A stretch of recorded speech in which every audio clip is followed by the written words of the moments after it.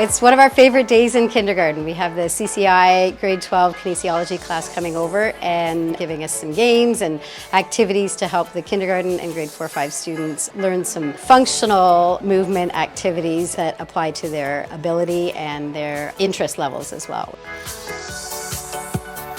The grade 12 kinesiology class has a part of their curriculum that involves human growth and development.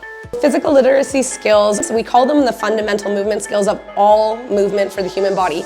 A hands-on way that we've learned to really understand those concepts is to integrate with kids that are developing.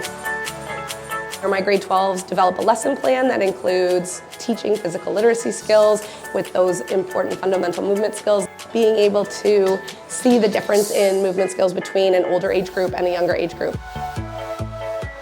I think the best part about this is just seeing the smiles on everybody's faces. Kinesiology is such a diverse course that they could do so many different things in the future. 3, 2, 1, go! This unit has been really cool for me because outside of a student perspective, I'm also a coach in a lot of the sports I play. So it's been really useful to learn about the different ways that kids develop so that I can apply that into university and in my assignments as well.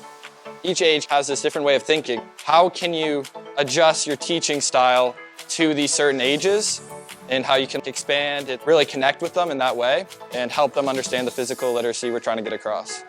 My favorite activity was the animal jumps. My favorite activity was a bird when I was jumping. We had fun working with the grade 12. It was really fun because you could do different moves and stuff. Catching the wiffle balls and dodgeballs and getting points. That was really fun. Cameron Street Public School students shared letters of appreciation of their day with the grade 12 students from Collingwood Collegiate Institute, sharing sentiments like, "The grade 12s helped me learn how to balance, stop, and throw," and "I had a lot of fun with the CCI kids. I wish it was every day."